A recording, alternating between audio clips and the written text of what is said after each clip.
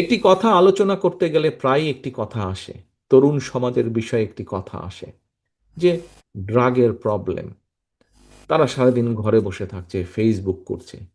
ভাই, বাচ্চাগুলা বা ইয়াং মানুষগুলা করবে কি? আমরা কি তাদেরকে সুযোগ করে দিতে পেরেছি, স্কোপ তৈরি করে দিতে পেরেছি?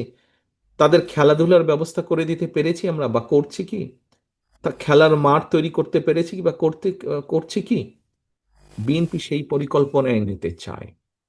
আমরা চাই একটা বাচ্চা স্কুলে গেলে শুধু যে পড়বে, স্কুল বলেন, কলেজ বলেন, ইউনিভার্সিটি গেলে শুধু যে পড়বে তা না, পড়ার পাশাপাশি সে ডিবেট করবে। পড়ার পাশাপাশি যার ভালো লাগে সে আর্ট প্র্যাকটিস করবে। পড়ার পাশাপাশি যার হারমোনিয়াম বাজাতে ভালো লাগে সে হারমোনিয়াম বাজানো শিখবে। যার গিটার বাজাতে সে ইচ্ছা করে সে গিটার বাজানো শিখবে। যার খেলতে ইচ্ছা করে কোনো একটি পার্টিকুলার স্পোর্ট যার ভালো লাগে, সে স্পোর্ট, সেই স্পোর্টে সে অংশগ্রহণ করবে। তার তো যে এনার্জিটা আছে, ইয়াং বয়সে যে এনার্জিটা আছে, তাকে যদি এনার্জিটা আমরা সঠিকভাবে ব্যবহারের উপায় বের করে দিতে না পারি, তাহলে তো সেটা সে অন্যভাবে ব্যবহার করবেই, খারাপ দিকে তো সে যাবেই। আপনার এবং আমাদের সকলের দায়িত্ব হচ্ছে তাদেরকে আগামী দিনের যেই ভবিষ্যৎ, তাদেরকে ভালো পথটি দেখানো।